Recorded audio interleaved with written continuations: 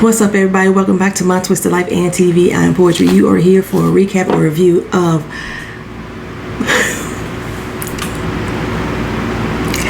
Brain Fart. Oh my God. You're not here for a review of Brain Fart.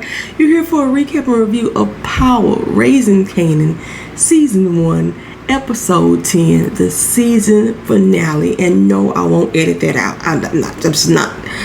Child. Okay, it is 5 something in the freaking morning. I was supposed to get this to y'all last night, but I didn't. And let me put some more lip. This is a lip balm for my line. I didn't, right? Because I had to think about some stuff. There were some theories that I had when I first watched this that changed overnight. So I wanted to really sit in it and see exactly how I was feeling about it the next day. Rock is a dirty bitch. Rock is dirty as a motherfucker, baby. And Rock has, as I said in the last episode, Rock has no loyalty to anybody, including her son. Rock has no loyalty. Throughout this episode, I was pinpointing people who did certain things. The whole Marvin situation didn't make sense, but I did not believe that Tony was the CI. I didn't believe it at all. And shout out to lit_girl on Twitter who gave me the idea that it could have possibly been Jukebox who set her daddy up, who was the informant, to get him off the street. Because remember, Burke was questioning Juke about who hurt her. And in the end, Juke did go home with her, right? So is it possible that Jukebox was the informant on her father? It's possible. But my theory went a step further. It's Rocks. Not Rocks. Rock. Rocks is Roxanne. It's Rock. Rock may have used Jukebox to be the informant on her daddy, but it was Rock who informed on Marvin. These are just my theories, okay? We already know it was Rock who informed on Unique. And one thing that a lot of people may not have caught, Kanan, when Epps told Kanan that your mama is setting you up, he was telling the truth. It wasn't that she was just using him to take her problem, which is twofold benefit that she got there. She set that boy up to get him out of the way. That's what it was, y'all. She set Kanan up. A couple of things that happened during this episode made me realize that when Lou asked her, if you got all this shit handled and Kanan is cool, then why does he still need to go away?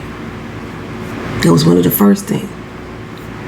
The second thing, when Jukebox came to where Kanan was at, I'm thinking, why is Jukebox there? Why is Jukebox on the street? Everybody is supposed to be off the street. Rock planned to get Kanan out of her way. That's what let's start it off. We start off the episode where we ended with Kanan over Epps' body over in Baisley Park. I didn't realize he chose Baisley Park. What would make him choose Baisley Park of all places? That's interesting, Epps, because he one chose the location. He chose Baisley Park for Kanan to meet him in. They go over to Baisley Park. Kanan shot him last week. And last week I said Epps was dead. He's going to be gone. But my brain didn't think it all the way through. This is why I wanted to take time today. My brain didn't think it through. Rock was so focused on how Kanan shot and killed him. Step up close, look him in the eye, 2 to the chest, 1 to the head. Kanan was in close proximity, but it's not as close as Rock told him to be. She needed him to be chest to chest with him, right? But that was halted when Epps realized what jacket he had on. So he just shot from the range he was at. He shot him once, pow. Stepped up to him, shot him again, pow. And when we open this scene up, we see Epps still looking at Kanan. So we know Kanan did not shoot him in the head. And I think she said 2 to the heart. She didn't do 2 to the heart. He didn't do 2 to the heart either. He did like maybe 1 to the mid chest and another one to the side somewhere. But he didn't do 2 to the heart.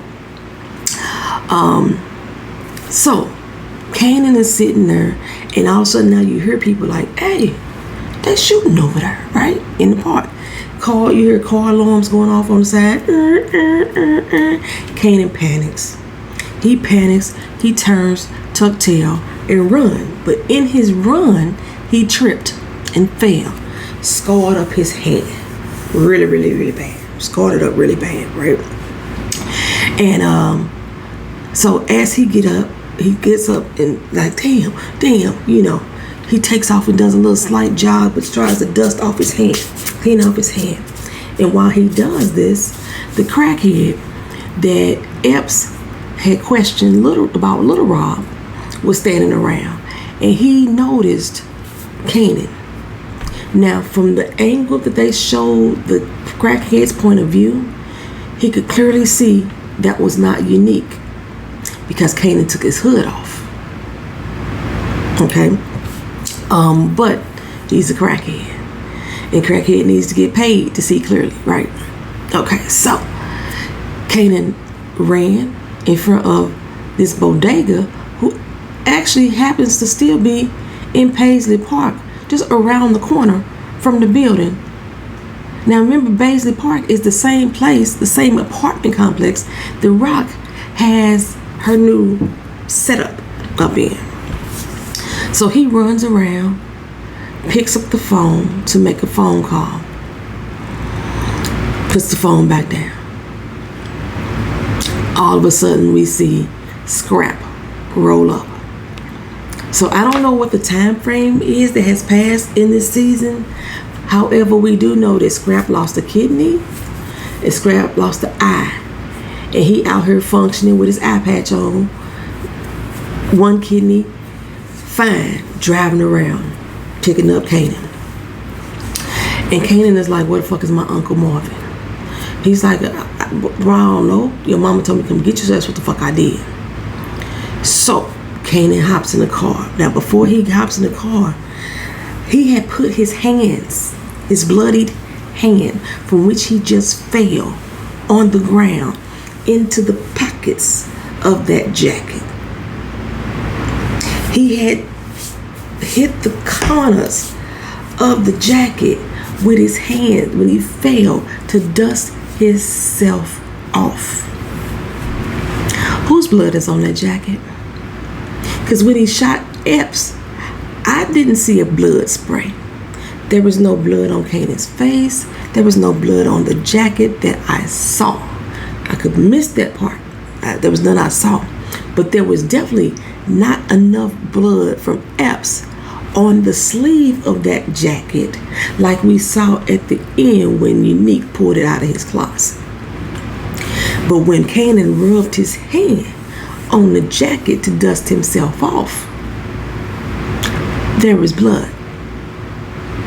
Was I the only one that seen it? Okay. So they get in the car. They rolling around. The block is hot. Cops are coming in left and right. Bam. Somebody must have called the police and said an officer was down. For the police to come in like that, because the police don't come into the hood like that when it's just a regular old body dropped. They don't come into the hood like that. Sometimes the body could be dead and cold. Sometimes the body could be already gone on to glory before the police even show up to investigate. You know what I'm saying? It could be the 1 year anniversary after our death before the police even start to look into it because their mama, daddy, sister, cousin, brother up here making a stink about it. All these police all over New York is not rushing in for no regular ass person unless somebody who called it in said an officer was down. Who could that have been? Rock. Rock already told him the block is hot. The streets finna get hot out here. We need to get Kanan out of there, right? So they driving around, scrapping them, driving around. Police is going crazy. Police coming from everywhere. They coming from all 5 boroughs, I think. I don't know, but I'm saying they coming from all 5 boroughs, going into this area, trying to figure out what happened. Who shot our fellow officer? Okay, so of course, like I said, Kanan is worried about where the fuck Marvin is. Marvin was supposed to be the one to pick him up. Scrapper's like, I don't know. There's some clothes in the back for you. Your mama said for you to put that on. You changed. Kanan never changed. He never changed. Scrap made him take the damn jacket off. He said, whatever you do, take that fucking jacket off. He took the jacket off. That's fine, okay? And they in the car. Kanan mentions like, do you know who that was? And Scrap was like, I don't know. Don't fucking want to know. Keep me out of that shit. You know what I'm saying? Your shit is your shit. My shit is mine. I don't need to know what happened. Okay. So they going around. Like I said, it's police everywhere. They can't get to where they need to be. I don't remember where exactly they supposed to go, but they couldn't get to where they need to be. So they have a meet in the alley with Marvin. There he is. He tried to figure out why you ain't here, why you didn't come pick me up. And Marvin is like, I had some other shit to do first. I don't remember what that other shit that Marvin had to do first was, but Marvin said he had some other shit to do. So he was like, yeah, get Kanan off the street, da-da-da-da this, da-da-da-da that. So Marvin went to go do his other stuff. Now, it's police flying around everywhere. It's these 2 cars sitting off in the cut, having a conversation. The police is looking for a cop killer or somebody that shot a cop at this time. And these 2 cars sitting off in the alley don't alert you at all. You don't notice them. They ain't had their lights off. They wasn't naked. You can see that they clearly parked in opposite directions, having a conversation. Everybody's a suspect at this point in time. Y'all stopping regular old motherfuckers walking down the street, but y'all wouldn't pay attention to these 2 cars that's near the scene. So he going about his little business. Marvin tell them, you take care of him. Do what the hell you need to do. Get him off the street. Get him gone, right? Marvin goes off. Meanwhile, Rock is still at church with the mama. And they talking about Kanan and her good son and this, that, and the other, and you know, stuff that normal old folks will talk about. It's 5 in the morning, y'all. 5 in the morning. Stuff that normal old folks will talk about. So Rock gets the page, and she goes to go meet up with Scrap and Kanan as well. We get there. Rock pulls up.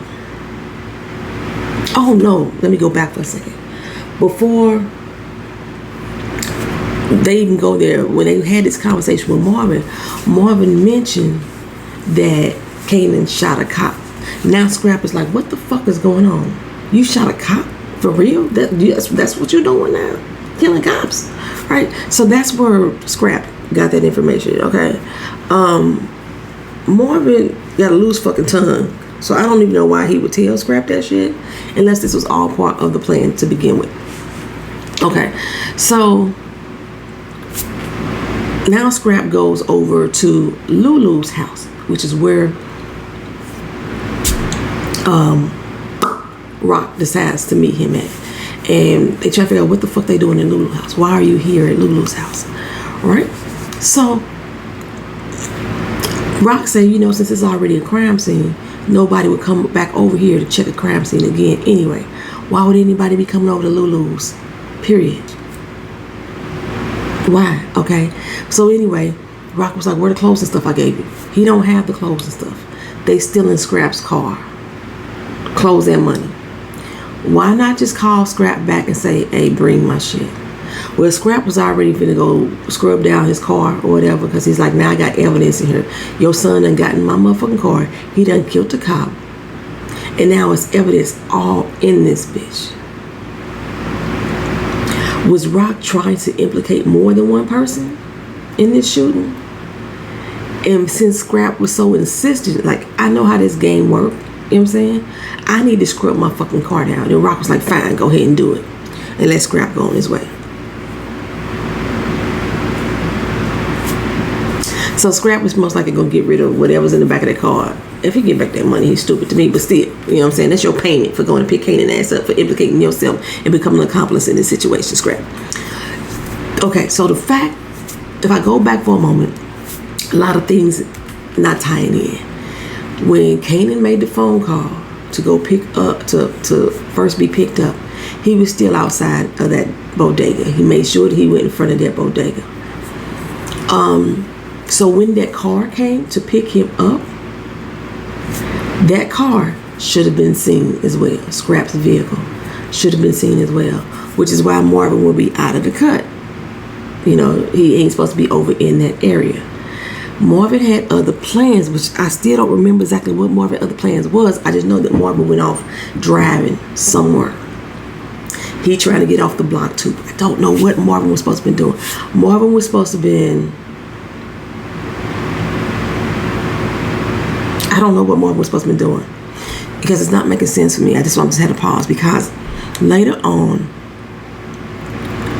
Marvin was supposed to be picking up Kanan from the original shooting, but now she finna try to have Marvin pick up Kanan from the bodega.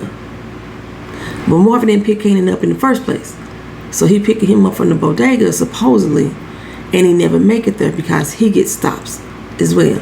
He going around the street, it's police checkpoints now, and his dumb ass tried to back up out the checkpoint. Now, if you ever went to a police checkpoint and the police see you trying to back up and turn around, they gonna come after you. They gonna come to you next, because they trying to figure that you're trying to avoid, interaction with them. So they go to his car, give him his license and everything. He think everything good. His face all bloodied up. Oh, that's what he was doing. That's what he was doing. Pause for the cause. Pause for the cause. Okay, so I feel like I want to start this off. But I'm not. When Marvin met with Scrap and Kanan, only thing he did was take Unique's jacket from them. So Marvin's other job was to go drop off that jacket at Unique's. So he went all the way uptown to Unique's penthouse, pretended that he was a gas company person.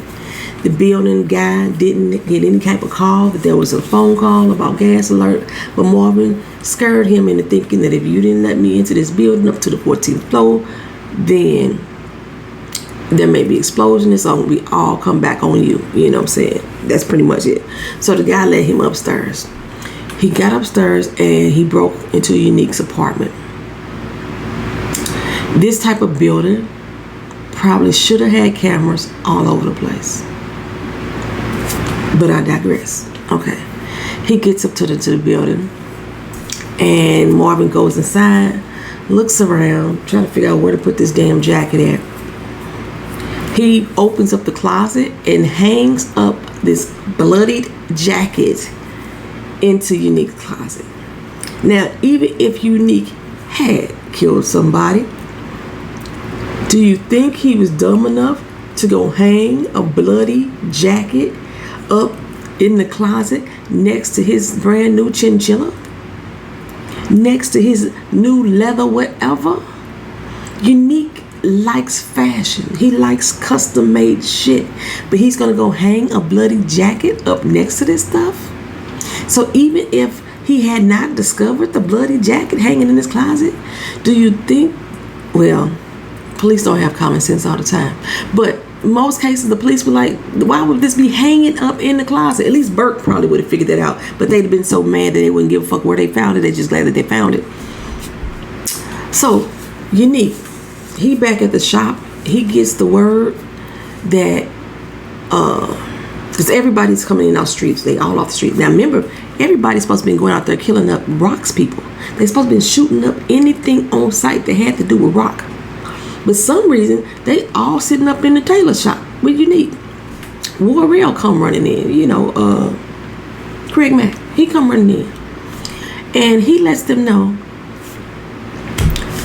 a cop been shot. It's been Epps. And Unique is like, what the fuck? And he said, yeah, and you one of the names that they bringing up saying did it.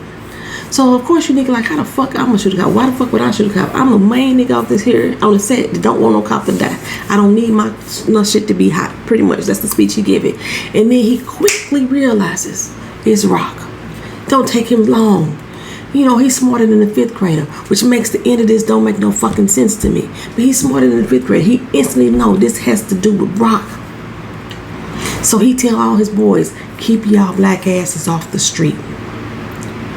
He tell Greg Mack, hey, I need a car, pull the car around. What does he do? Unique go grabs his family and goes to his penthouse. This part's not making no sense to me. With the type of lifestyle Unique living, with the type of setup and embellishments and things that Unique already got in place, the armored car, the tailor shop, all that stuff set up, the front, the laundry stuff through, all that stuff set up. It does not make sense to me. The Unique would already have an alternate location to go to in case shit went down. No, Unique took his girlfriend and his son home to pack. He gets up to the 14th floor. He notices that the emergency door to the steps closes. Who the fuck walking down from the 14th floor? He catches it but didn't trip off of it because he got more pressing matters going on right now. He goes in the house and starts to gather things. He in there too long for me. Too long for me. He in there going through the closets trying to see what he gonna take out. He gonna take his mink, He notices, oh my God, my jacket that's been missing for I don't know how long because Poetry been telling me about that shit. Been missing. And now here it is, miraculously in my closet with blood all over it. I pull it out. I got it in my hands now with blood all over it. I take this bloody jacket. I'm walking with it in my hands with blood all over it. And I go into the living room and my girl look up like, the fuck is that? What's going on?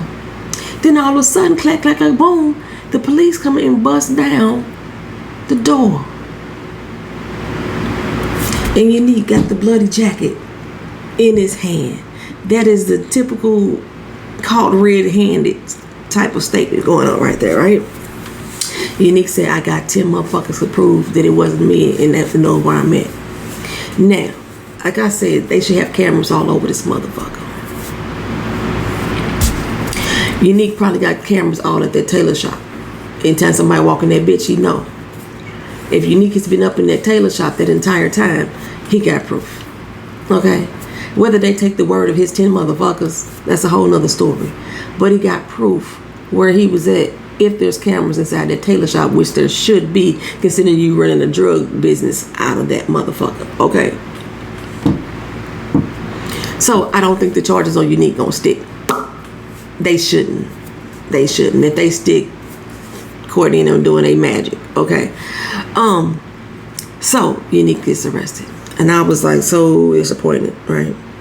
But for the police to arrive that soon, that fashion, first of all, how you know that he was going to be there at that particular time? How did you know he was going to walk into that apartment at that particular time? And if he wasn't there, like I said, if the cops would have busted in and found a bloody jacket hanging up in the closet, I would be saying, make it make sense. Not balled up in the back of the closet. It was on the fucking hanger. Dead and center. As soon as you open the closet door. Unique ain't that stupid. Okay, so Unique is arrested. So Marvin is heading away from there. Like I said, he gets pulled over by police, going through their checkpoint. They run his name. He's now wanted for felony possession. He gets taken down to the precinct, and they said they got him cold busted. They have a CI, and he was like, "Well, who the fuck is your CI?" And he was like, "Well, he's a fucking CI, a confidential informant." And this is where I was like, the confidential informant is Symphony. I want to always blame shit on Symphony. That's what my thought was, right? The confidential informant is Symphony. And then, like I said, Lit Girl on Twitter was like, "Nope, it's Jukebox." Jukebox was getting back her daddy. And then from when she said that, I was thinking, damn, that's a good idea. But then I said, no, it's Rock. Because remember, Rock said to Juliana that for niggas just like him, she was going to make sure that they go down. She was putting a bullet in his head, Poppy's head, for beating on Juliana. And now Marvin just beat the cowboy shit out of her niece. Beat her. Now her face is healed now. That's why I don't know how long time has passed. Beat the cowboy shit out of her niece. Rock feels as people who take advantage of women like that need to be dealt with. So when she begged Marvin to come back, I was like, that ain't authentic. I already thought that when she begged Marvin to come back, it wasn't authentic. But now this just added more salt to the wound. So when he gets arrested on felony drug possession and there's a CI, Tony is in there, but Tony looked like she getting arrested too. It's Rock. Rock called it in on her brother. She set her brother up. It started to make me think that Rock was the one responsible for Lulu getting shot, or the attempt on Lulu's life in the hospital too. That's what made me think that, because she could clearly see Lulu is trying to get out of the game. And she don't want that. If you're going to get out of the game, I'm going to be the one that's going to take you out. So Marvin is now gone. Lulu hears over at the hospital that all this shit is going down, and Epps got shot because Famous and Jessica was down there, and they saw him rolling in, and they know damn well he is just the officer that just saved Lulu's life. So they run upstairs to tell Lulu. Lulu was like, motherfucking Rock. He knew it off the top it was Rock. He didn't think it was really deep. He knew off the top, this was my sister's doing. Take me the fuck home. Take me to see my sister. Where did he take? They take him to the Baisley. Took him right on over to the Baisley, right? So, while he over at the Baisley, Scrap, before they go up to the Baisley, Rock had dropped Kanan off at the bodega and put him back in the back room. He gonna be there for safekeeping, out of the sight, out of mind.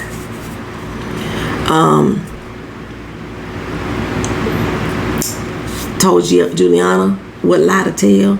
Saw you saw somebody, make up a good lie. You know you can lie. You done did it before. I done seen you lie before. You can do it again this time. Make sure the cops know about the tape. Don't offer it to them. Wait till they ask for it. Make it look like it's their idea. Okay, so while she's in there, while he's in the back, he gets a visitor. Somebody came to see him. Jukebox. Why would Jukebox, if Kanan's supposed to be so motherfucking hot, why would Jukebox be over there at the bodega in the vicinity of where all this shit went down? Why would she now be there? She was just on the street at the crib, and Burke rolled up on her asking her about her knowledge of what happened. You just told me that cops were going to get hit and now something happened. And Jukebox act like it was just a warning. For me, was she drunk? She seemed to be like she was just drunk and out of her goddamn mind. She kept every time she talked, her head was bobbling like a bobblehead. I was like, is baby girl drinking? What is going on? Can? You don't even know who the fuck you are, Kanan. You know what I'm saying? She was going through all that. I wonder if Jukebox know that Epps is his daddy. Because Jukebox says she know a lot of secrets, remember? She know a lot of secrets about this family that he don't know. And when she told me you don't even know the fuck you are, I think that's what she was hinting towards. At least that's what it was hinting towards to me.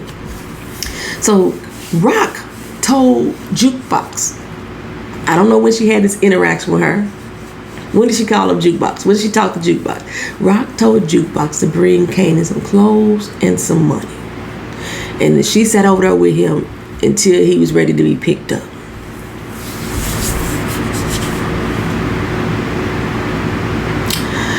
So that's when they had that whole little conversation about Kanan, not knowing who the fuck he is. And you know, how you doing and how you feeling and all that. And her head just kept bobbling like that. You know, I was about to run over time, so I stopped and start again. So the conversation that they had, I'm not going to really get deep into it. Just know that Kanan think that he a G. You know, Scrap had just told that little motherfucker that I don't care who your mama is, you a G all on your own. So that's how he feeling right now, G unit. So here's what he feeling like, he a G. You know what I'm saying? I did that shit, you know what I'm saying? I don't feel no kind of way. I got heart, you know what I'm saying? Or I don't got no heart. So, you know, and Jukebox like, nah, nigga, I know this is affecting you. You know what I'm saying? I know you are. She kept, you know, I just couldn't get over the head bobbing. I didn't know what the fuck was going on with Laverne at that particular moment. However, I do still like to say these actors are playing the shit out of the adult characters. They are really capturing. She sounded just like Jukebox, the older version. Kanan still sounds just like Kanan, the older version. They really mastered the art of their vocal tones and mannerisms. I gotta appreciate that. So they sit there and they wait. Lulu heads over to the Baisleys to confront Rock. Well, the police are hot on the block. They checking everybody, every building, every stone not being turned over, everything. They checking it all. So they, of course, are going to go into the Baisley apartment building. They starting from the ground floor up, knocking on doors, trying to get information. Now, y'all already know black folks don't talk. They could have been standing there and it could have happened in their face. They didn't see nothing. Okay? They don't like dealing with fucking with the cops, pretty much. So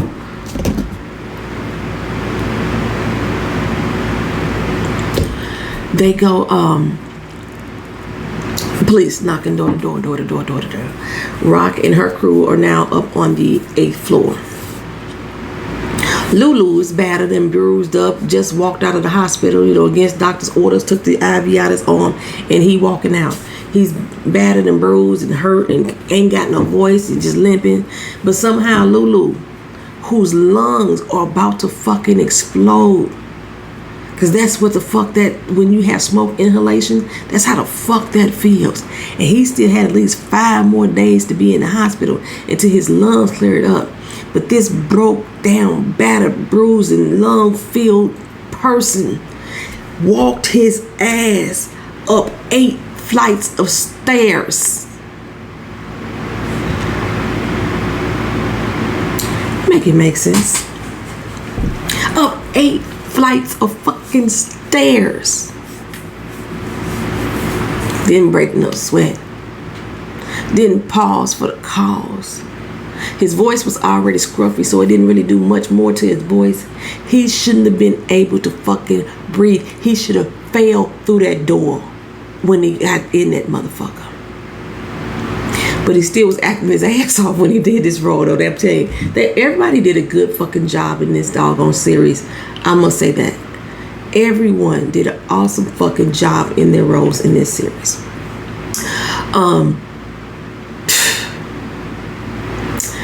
He gets up top and he's like, Rock, you done lost your motherfucking mind. You have lost thine mind, okay? And I don't even think she asked him what he doing her. I don't even remember. But he knew that Rock had something to do with Epps going down. He said, who you have to do with Marvin dumbass? No, Kanan. He said, you had your motherfucking nip. I'm out. I'm done. I'm done with this shit. I'm done with this shit. I'm done with you. And Rock said, you ain't done with nothing until I tell you that you're done. I do all this for you. I do all of this for Marvin. I do all this for Kanan and Juke. I do all of this. Y'all motherfuckers just don't realize it. This is all for y'all. And Lulu was like, we got enough money right now to take over 10 city blocks.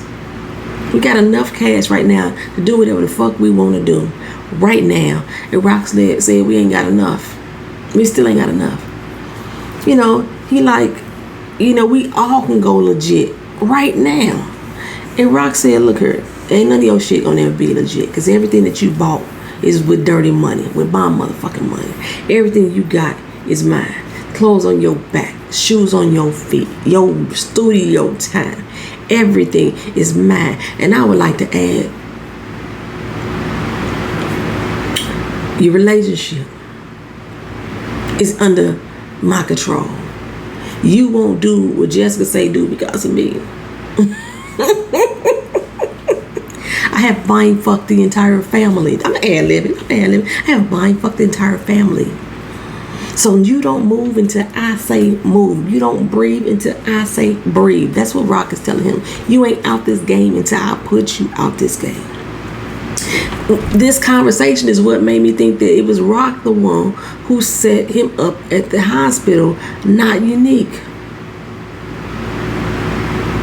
It may have been Unique's boys, or said to be Unique's boys. But it makes me think, just the conversations that we saw with Unique, it don't make me think that was him. Unique would have talked about it. Unique would have talked about the failed attempt on Lulu's life.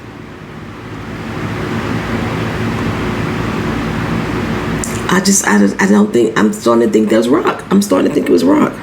Because remember when I was like, where's Rock? Why Rock not there?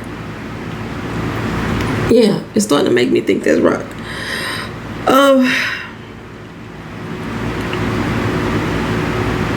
Where am I at? Marvin got arrested. Jukebox brought by the clothes. Bert pulled over Juke. I get that scene where she was gonna let Jukebox go because she felt sympathy for her. She feels some kind of way. She feel compassion towards her. You know, she was carrying the clothes. I don't know why they didn't find the money, because she's supposed to have money and clothes, and she had the money on her possession exactly.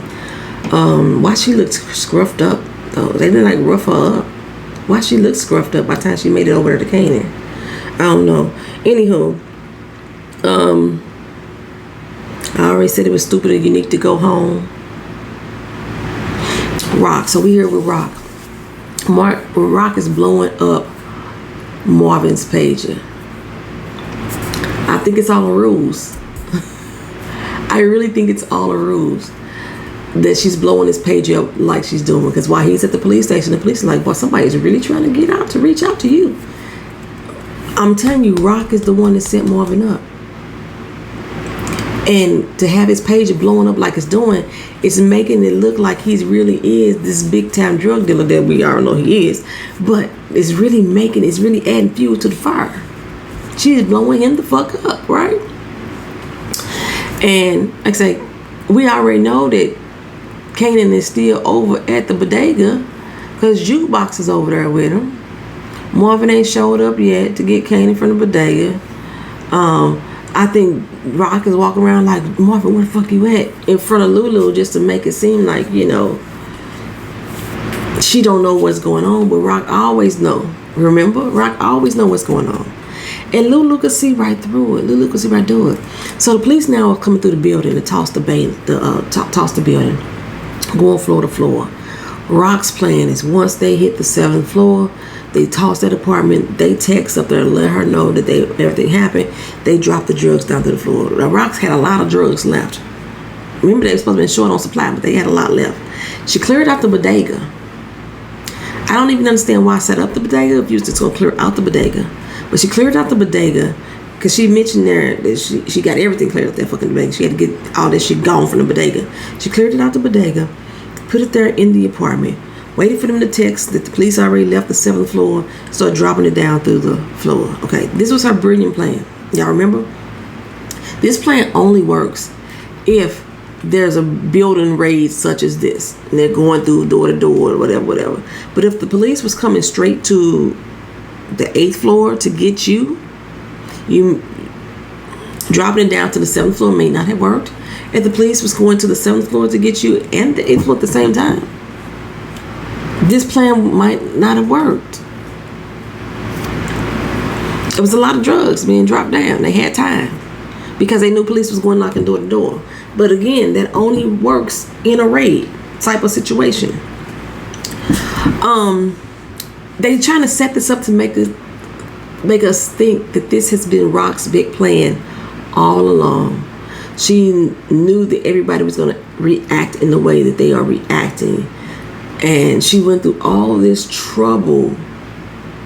If this was her plan all along, she's going through all this trouble simply to clear out people. And like I said, she wanted to get Unique off the street. She wanted to get Epps out of her way. She wanted to get Kanan out of her way. She wanted to get Marvin out of her way. She wanted to get Tony out of her way. And it's starting to make me think she wanted to get Lou out of her way and possibly Scrap too. Possibly Scrap too.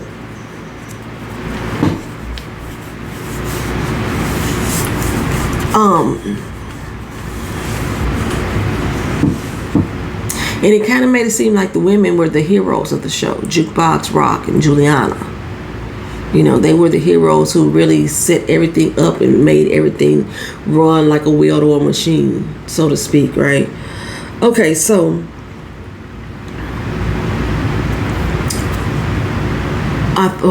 Lou basically, apparently, according to Rock, still in the motherfucking game. Like I said, the police come through and toss their apartment. He's sitting up there. This part don't make no sense to me either.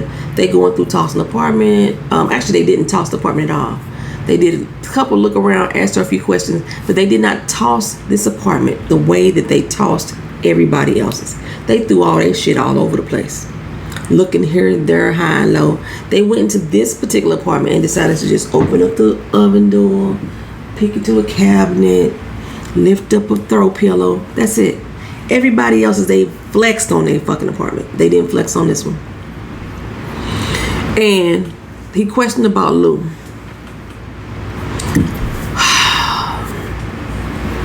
Every officer in that whole surrounding area should know who the fuck Lulu was. Should know who the fuck Rock was.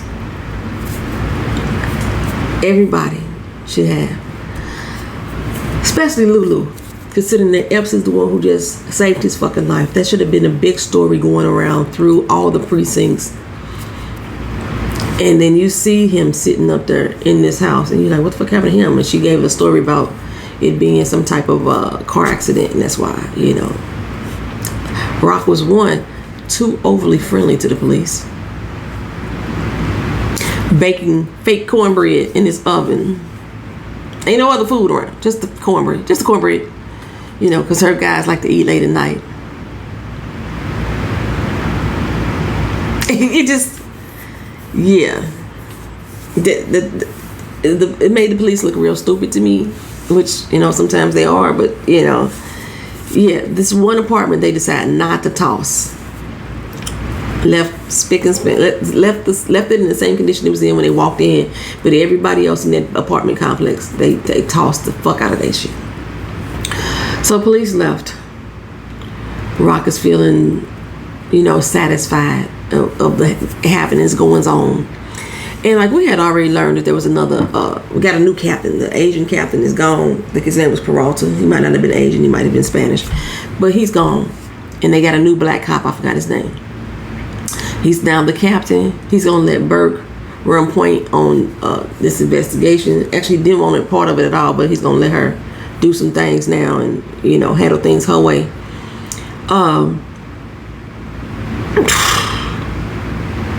She takes over her, I guess, new partner, Garcia, and that's when they run up on Juke. You know, he found the clothes in the bag that she was taking to Kanan, and when he starts to investigate the letter that she had, yeah, that's when Burke got on her sensitive side and decided to let her go. I don't think that they should have let her go. If you up here giving me a warning about the streets, then you know something. You know something more. You would have been interrogating the fuck out of her, unless you are using her as your CI.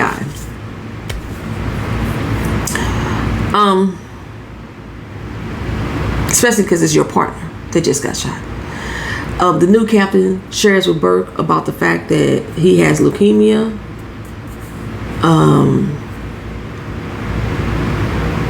And what else did she share? And if anybody else find out that he's not going to get his pension, he's going to, it's going to be based on cancer, which he's not going to get paid his pension for because he lied about it. Instead of getting his pension for being killed in the line of duty. But he's not dead yet. And we go over to the hospital, and he wakes up. He wakes up. And Burke is like, oh my God, who the fuck shot you? Who shot you? You know, who shot you? It's like they were asking who shot JR. He would know, and we didn't get the answer from Epps at the time. At least they didn't show us. But who is he gonna say? He's gonna say Kanan Stark. He's gonna say Rock. Okay, who is he gonna pin the tail on the donkey? Who is he gonna say? Or is he not gonna say anything at all? In the meantime, since Marvin never picked up his phone, which Rock already knew he wasn't, in my opinion, she calls on Symphony. I think Symphony is a weak ass bitch, a weak ass dude for this. I really do. Calls on Symphony and says, I know you didn't want to talk to me no more, but I need your help. So she has Symphony goes over to the bodega. Now Juliana does not have any word from Rock. That's why I didn't understand why Juliana let Jukebox in the first place. I didn't, but now she let Symphony in to pick up Kanan. Symphony picks up Kanan. He ain't even asking no questions. They leave Jukebox. It's the middle of the goddamn night. There's police everywhere. She's already been stopped once and ran up on the police once. She's a young lady out here in these New York City streets by her damn self. He picks up Kanan, leaves Jukebox standing there on that street going about herself, and drives the fuck away. And Jukebox is standing there looking like, alright, look, cuz. Like, she knew he wasn't never coming back. And Symphony rides off. The police, who's stopping every single car around, did not stop Symphony coming nor going. Where was he going? First of all, they just drove. Kanan steady looking back, looking over his shoulder. Then you hear Big Kanan narrating, saying, in this game, you never know who to trust. You can't trust no one. And he said, not even your own mama. When he said that, I said, Rock set this up. Rock set up Kanan, just like Epps said, to get him out the fucking way. Then we saw Rock at the warehouse, I believe, at the end. Because it wasn't at the apartment anymore. She's at the warehouse, and she's looking around this empty warehouse. And she smiles. Smiles at us at the camera. Like, got him, bitches. That's how she looked. And she walked out the door with a smile on her face, satisfied that her son is gone. Because I was like, when I told you, when Lulu said that, when Lulu said, if you got everything handled, why does Kanan still need to go away? That answered it right there for me. That was it right there for me. Answered it all. Answered it all. I think I covered everything. This was a good season. I liked this series. I liked the series very much so. I always bitch complain about certain things here and there. It's Courtney Kemp. It's 50 cents. You got to complain about some shit. You got to set some shit straight. But overall, I really, really, really enjoyed this show. I think more people should have been in on it. If people stop trying to focus on the original Power, it's not the original Power. It's a totally fucking different show. You know what I'm saying? If they wasn't so hell bent on it being the original show, because for the first 4 episodes, everybody's like, when is Ghost coming in? When is Ghost coming in? They would enjoy what this show brought. if they can get their head out of their ass of the original power and just focus on what was going on with raising Kanan, then they would enjoy this show. And I will be back for it next season. I will. For those of y'all who want to know, Power Book 2, the one that's throwing Mary J. Blige and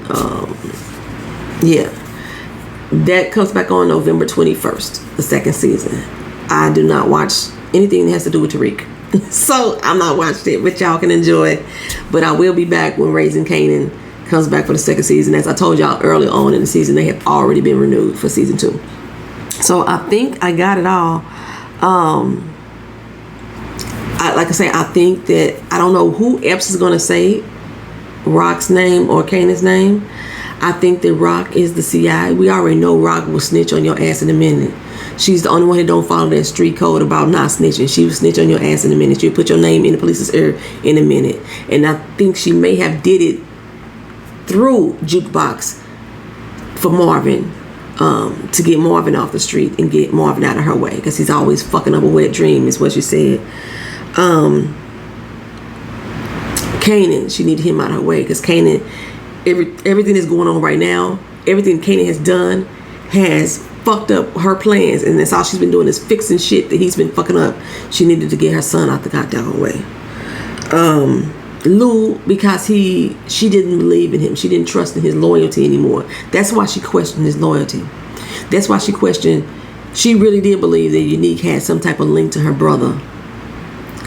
Even though he said that, I would never leave you, I don't think she believed that. I don't think she believed that at all. And I think that I'm starting to think that she's the one that set her brother up to get killed. When Unique didn't do the job the first time. Tony, that was easy to get her out the way because she knows too much. Okay. I don't think that Unique is going to go down for it. I think initially he may get caught up, but I think his lawyers are going to be smarter than the 5th grader too. And Kanan's blood should be identified in that jacket. Symphony's role, I don't know what the fuck Symphony's role is at this point. Like I say, I don't know where he was driving Kanan off to. I don't remember if Kanan initially said he was raised by his grandmother. He was living with his grandmother. I don't remember what exactly happened. But the grandmama that Rock don't even fucking like. You know what I'm saying? So I don't know. Y'all let me know y'all thoughts about this season, about this episode. And if y'all enjoy being here, and y'all have not subscribed to the channel yet, go ahead and subscribe. We got more shit coming up soon. I'll talk to y'all later. Peace.